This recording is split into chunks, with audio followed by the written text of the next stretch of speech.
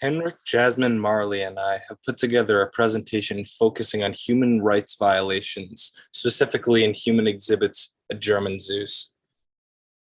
As a Western European country, the German Empire partook in what is known as the Scramble for Africa,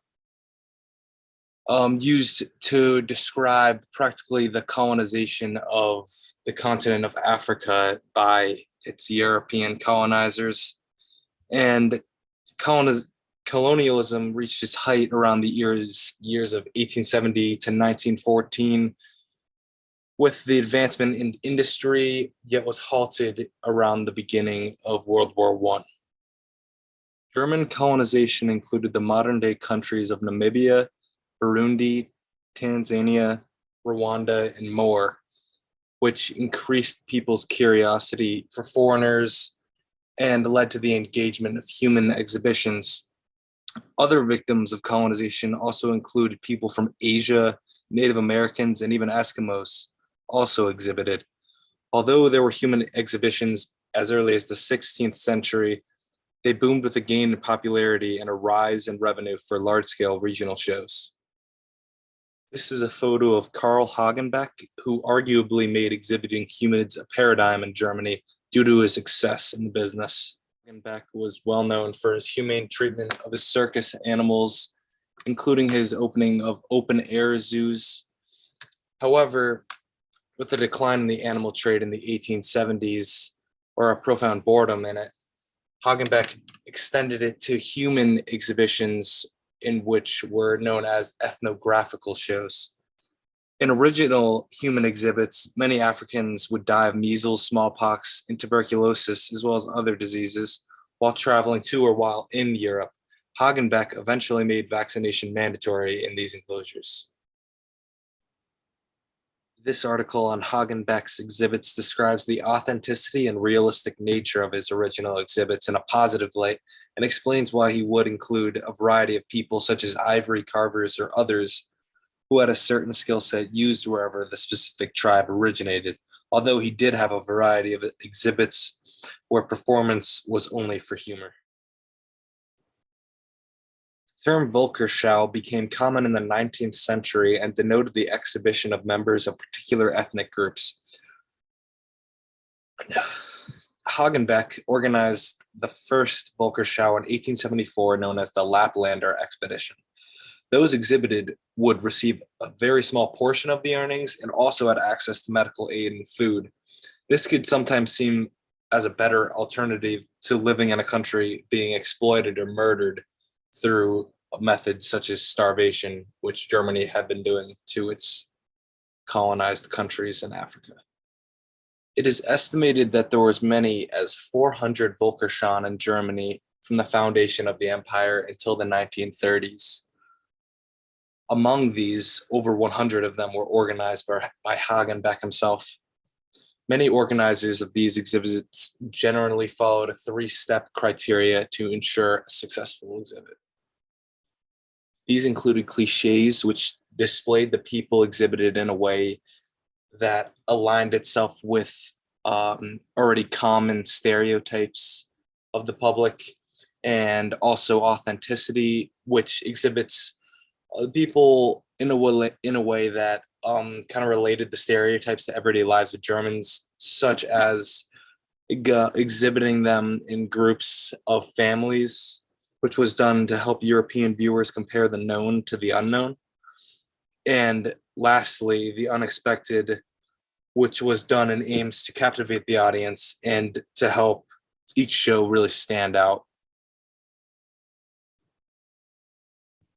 Advertisements were an extremely important aspect in the habituation of degrading humans in Western countries and was also extremely important for promoting, therefore continuing, this inhumane practice. In order to uphold certain depictions, particular ethnic groups in Africa were gathered and inspected, probably by animal dealers, most likely, and the ones thought to cause excitement were selected. And a lot of the propaganda or advertisements we'll see, Africans are portrayed by holding weapons and in a way to depict them as savages. Unfortunately, the end of the Volkerschan did not come about due to the change in moral values or the condemnation of these exhibits, but was most likely due to film becoming too distracting of a rival in the entertainment industry. The following slides will be examples of Volkerschan advertisement used by Hagenbeck and others that could be described as cycles of stereotypes to activate prejudices already existing in the society. This poster announces the opening of a colonial exhibition in Stuttgart, Germany. Posters such as these were extremely important in order to arouse a viewer's desire to visit the exhibits. This was provoked by illustration of certain characteristics in certain items, such as the spear the man on the left is holding in this picture. Another example of advertisement would be this poster, which reads 50 wild Congolese people, men and children in their open congregation. This piece uses an actual photo in an attempt to make humor of foreign cultural practices, showing the lip plate of the man on the left and the sharpened teeth and skin indentations of the man on the right. This is another piece of advertisement or propaganda of an individual taken from Senegal, dressed as a clown as a form of European degradation of foreigners. As early as the 15th century, European sailors from a variety of countries began bringing back exotic people to Europe. These enslaved foreigners were often brought to royal courts or public fairs by the person who discovered them in an attempt to awe the public or gain favor amongst those who had power. Freak shows highlight someone's physical otherness. These people were often forced into circus acts, and sometimes foreigners were used to radicalize already existing stereotypes. These were extremely popular in American shows under the showman P.T. Barnum. It's important to understand that America also had its own form of human zoos. One example would be the Wild West show with Buffalo Bill demonstrating the advancements of American technology through reconstructed battles between cowboys and Indians. An African named Oda Benga would be another example, who was held in Missouri in 1904 and forced into an exhibit in the Bronx in 1906. Oda Benga was a Congolese of the Mabudi tribe, making him a pygmy.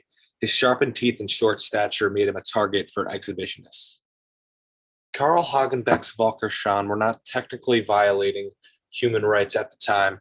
This is only because the original human rights documents, such as the Magna Carta, English Bill of Rights, French Declaration on the Rights of Man and Citizen, and the U.S. Constitution and Bill of Rights, often left out certain groups such as women, people of color.